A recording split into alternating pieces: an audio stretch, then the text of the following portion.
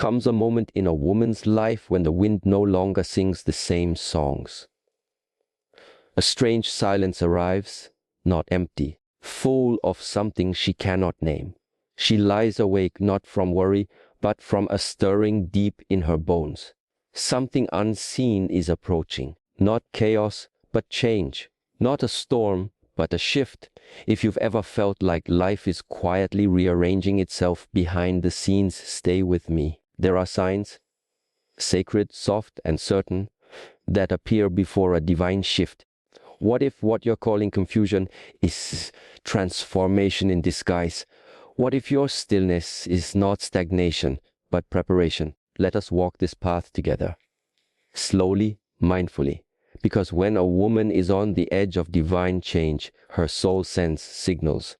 And those signals deserve to be understood, not ignored. There is a sacred moment in the quiet rhythm of life when a woman begins to feel a subtle stirring beneath the surface of her everyday existence. It is not loud, it is not chaotic, it does not shout or demand attention. Instead, it arrives like the first breath of spring after a long winter. Soft, persistent, unexplainable. This is the first sign that her life is about to shift, a deep restlessness in the soul. She cannot quite name the feeling. There is no obvious cause, no dramatic event to point to. On the surface, everything may appear the same. Yet inside, there is movement. She wakes in the middle of the night, not from a nightmare, but from a strange ache.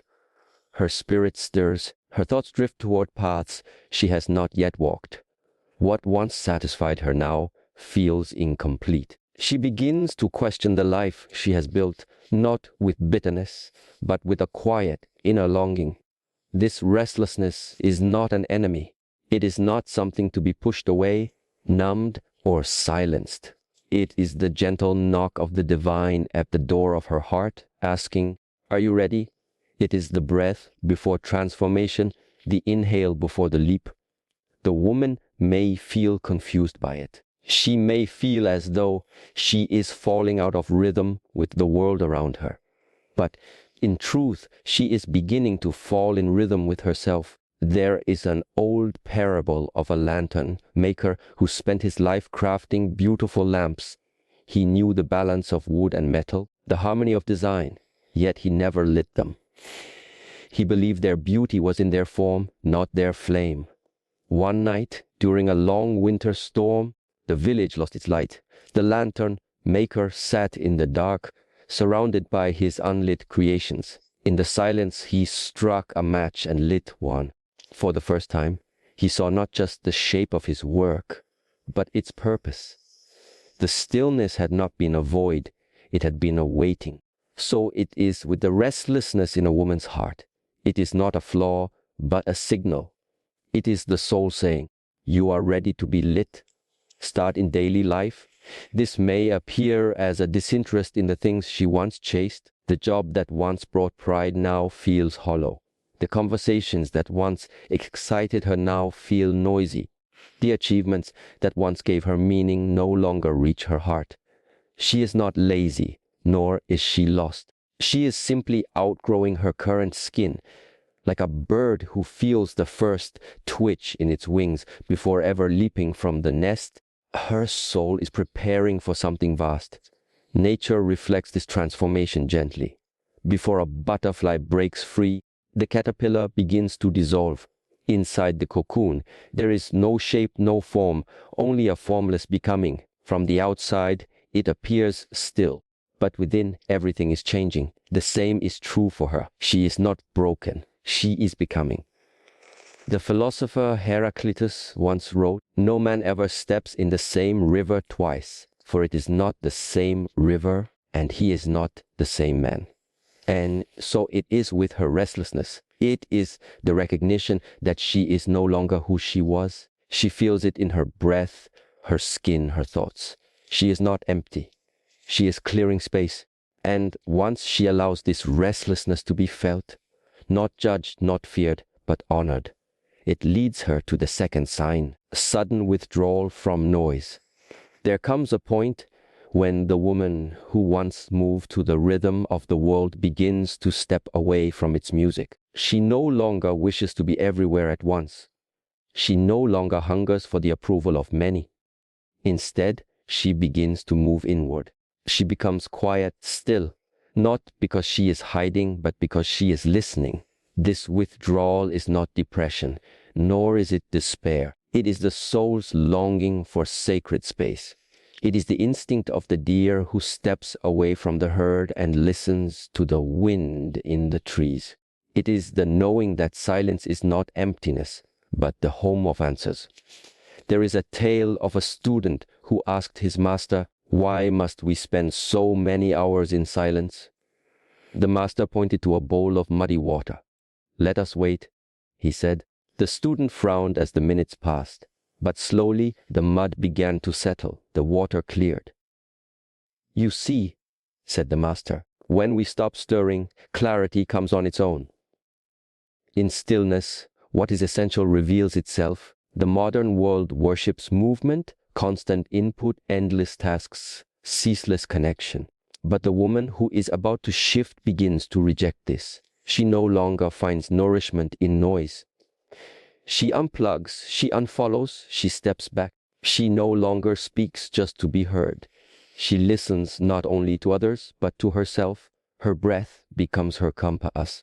In the simple moments of life, this looks like taking longer walks alone, sitting beneath a tree with no need for a screen, cleaning a space not out of duty, but out of devotion.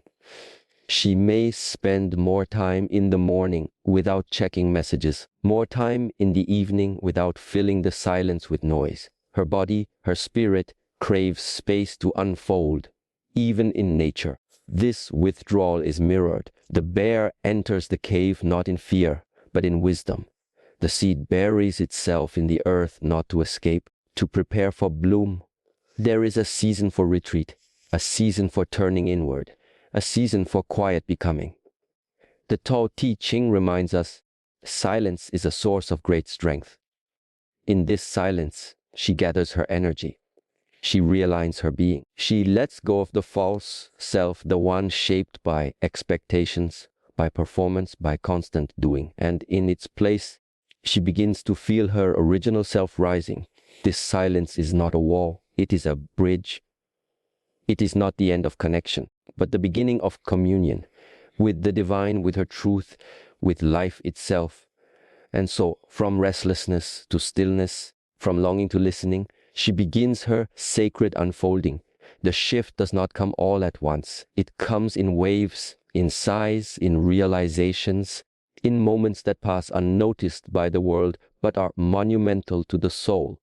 She may not know yet where she is going, but she has heard the call. And in her restlessness and in her retreat, she has already begun the journey home. There is no rush. The river does not rush to meet the ocean. It flows, it bends, it carves through stone, it listens to the land, it takes its time. So too does she. With every breath, she returns. With every step, she unfolds. With every silence, she becomes. There is a season in a woman's life where life itself begins to take things away from her. Not in anger, not as punishment, as quiet preparation. What once seemed stable, a relationship, a job, a future imagined in great detail, suddenly collapses or slips away without clear reason. Friends who once felt like home grow distant. Paths she walked with certainty now feel foreign. It feels, at first, like betrayal. But in truth, it is grace in disguise. This is the third sign: unexplainable endings. We are taught to hold on, to make things last, to fix, to cling, to persist. But when the divine begins a shift in a woman's life, it often begins not with the new, but with the unraveling of the old. Life prunes without her permission. People walk away, circumstances change, plans fall apart. And though it feels as if the ground beneath her is breaking, what's truly happening is the clearing of space, sacred space, for something that cannot yet be seen. A story is told of a monk who cultivated a bonsai tree for many years. Every day he would water, prune, and shape it, taking great pride in its form. One morning, a storm broke through the mountains and shattered the glass roof of the temple. A large branch fell upon the bonsai, breaking its delicate structure. The monk wept. He believed his years of careful tending had been destroyed.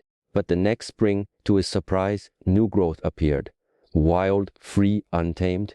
In time, the tree grew into a shape more natural, more radiant than what he had ever planned. The storm, though it had brought destruction, had also brought truth. The tree had to break from its former shape to become what it was truly meant to be. So too in a woman's journey, endings arrive uninvited, but not unneeded. When something exits without explanation, it often carries with it a deeper message.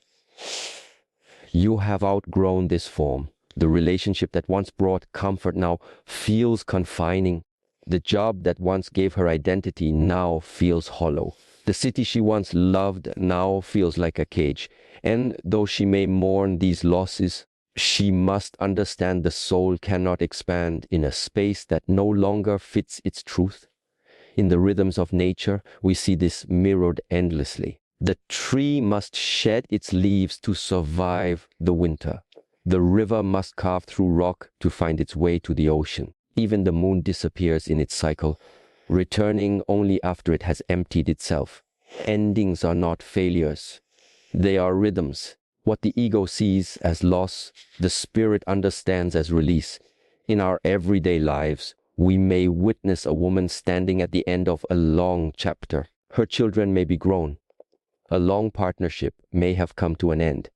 A dream job may no longer feel meaningful. She may feel disoriented, as if the wind has changed direction and no longer carries her forward. What she cannot yet see is that her soul has sent a signal to life itself to make room, and so life, in its quiet wisdom, begins to respond. The Stoic philosopher Epictetus once said, "It is not things themselves that disturb us, but our opinion of them." And so, the moment she can shift her gaze from grief to gratitude, not for what has ended, for what is coming, she will begin to sense the deeper purpose unfolding. The endings are not empty. They are sacred invitations to deeper alignment. She must learn to stand in the space between no longer and not yet. That space, tender, uncertain, silent, is where the soul's transformation is ripest.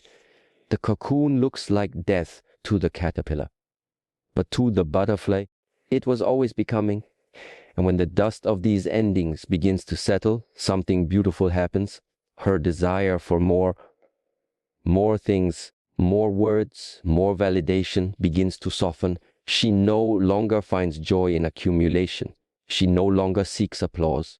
She begins to crave the simplicity she once avoided. This is the fourth sign, a pull towards solitude and simplicity.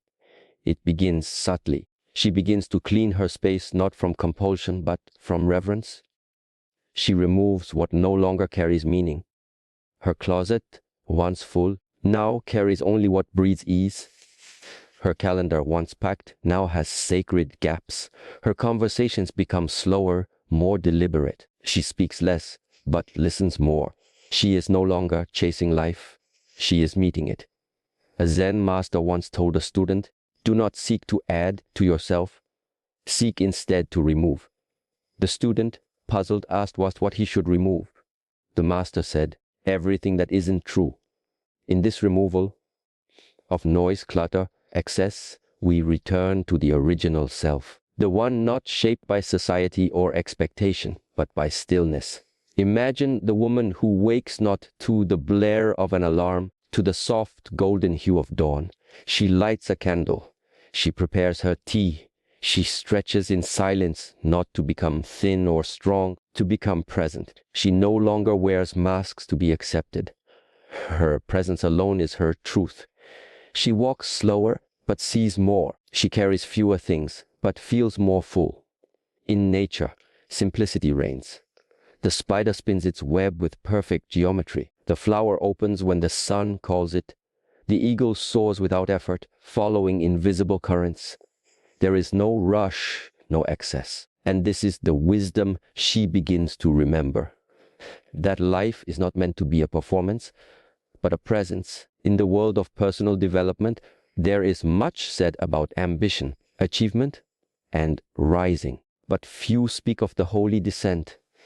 The choice to go inward, to go deeper, to become less, so that one may become more. This simplicity is not a denial of the world, but a deeper embrace of what truly matters. The philosopher Plotinus once reflected, "Withdraw into yourself and look. And if you do not find yourself beautiful yet, act as does the creator of a statue that is to be made beautiful. Cut away all that is excessive, straighten all that is crooked." Simplicity is the chisel that frees the soul from unnecessary weight. She begins to see that luxury is not in gold or glamour, it is in space. Space to breathe, space to feel, space to be. So the woman on the path of divine shift begins to understand what once felt like loss was actually liberation. What once felt like emptiness was actually sacred preparation. And what she is becoming is not new. It is ancient. It is original. It is whole. These signs, unexplainable endings, and the pull towards simplicity are not separate steps, but movements in a single dance. A dance of becoming. A return to truth. A return to self. In this gentle unfolding, she does not rush. She walks barefoot across the terrain of her soul, trusting each step. There is no need to force what is real. The shift is already happening. So she breathes, and she lets go, and she becomes. There comes a time in a woman's inner journey when truth begins to rise like mist from a quiet forest floor. It does not come shouting, yet its presence is undeniable. Where once she tolerated what was misaligned, now even the softest untruth scratches at her spirit. She can no longer smile at what is false, nor find comfort in half answers.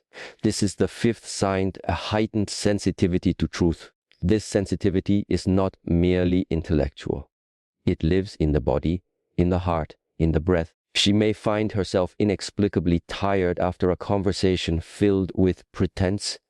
Her skin may prickle when someone speaks with a mask. She might walk into a room and, without any words spoken, sense what is not being said. This is not imagination. It is intuition sharpening, the soul reclaiming its ability to discern. Truth, in its essence, is not always comfortable. It is not always kind in tone, but it is always clear. It cuts through illusion not to harm, but to heal. The woman who is awakening begins to seek this clarity even when it challenges her. She chooses depth over charm, silence over noise, sincerity over appearance. And in doing so, she may begin to feel alone, not because she is lost, because she is no longer willing to be found in what is false. A story is told of a student who sought wisdom from a silent master. "Teach me truth," the student begged. The master led him to a river and asked him to drink. As the student knelt, the master plunged his head beneath the water. The student thrashed, gasping for air. When he was finally released, the master said, "When you seek truth as urgently as you sought breath, you will begin to know it." The student, wide-eyed and shaken, understood. Truth is not found in comfort, but in necessity. In daily life, this sensitivity may manifest in simple ways. A woman may stop laughing at jokes that diminish others. She may step away from relationships that thrive on performance. She may no longer tolerate gossip, flattery, or manipulation.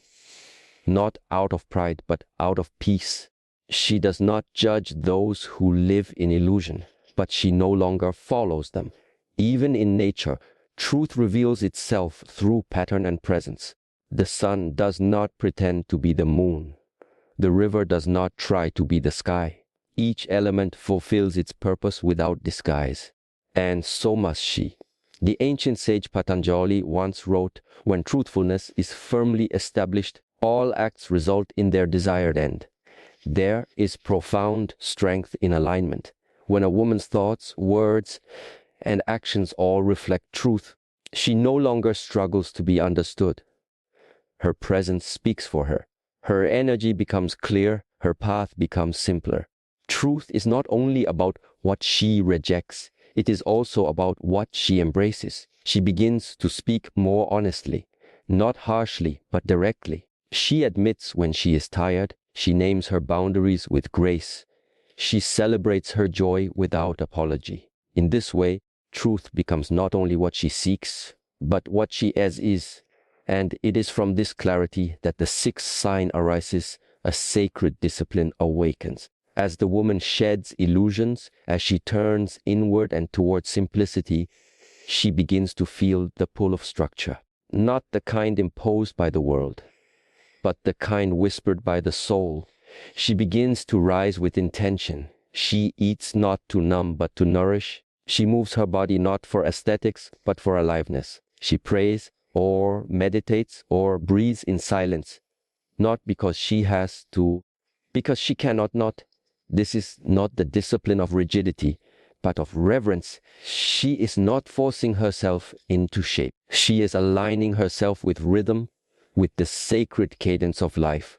A tale is told of a woman who came to a mountain monastery seeking peace.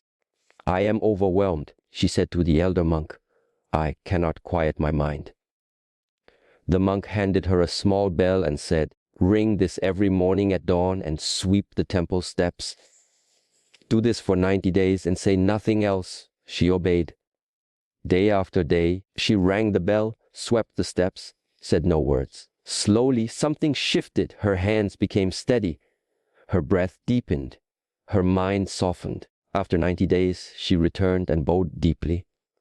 "I have found peace," she whispered. The monk replied, "It was not the sweeping. It was the devotion.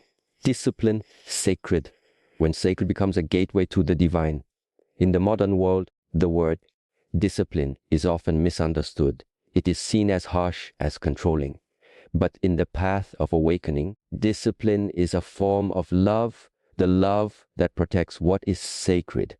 The woman on the edge of transformation begins to cherish her time, her energy, her body. She does not waste her morning. She does not overfill her evenings. She guards her rituals not with fear, but with devotion. In nature, every being lives by rhythm. The tide rises and falls. The sun knows when to set. The bird knows when to migrate. There is order, not chaos. And in this order, there is grace. So, too with her. She no longer needs external motivation. She becomes her own source. She sets her intentions like one tends to a garden, daily, gently, with care. She knows that greatness is not born in a single act, but in consistent devotion to the small. The philosopher Plotinus observed, withdraw into yourself and look. If you do not find yourself beautiful, act as the sculptor does with a statue that is to be made beautiful. Cut away all that is unnecessary. Discipline is this cutting away, not of joy, but of distraction. Not of freedom, but of noise. She lights her candle not out of habit, but out of reverence. She sits in stillness not to achieve, but to remember. She breathes deeply, walks slowly, moves deliberately. She may still stumble, but she returns again and again to the practice, to the breath, to the now, and slowly, sacred becomes familiar.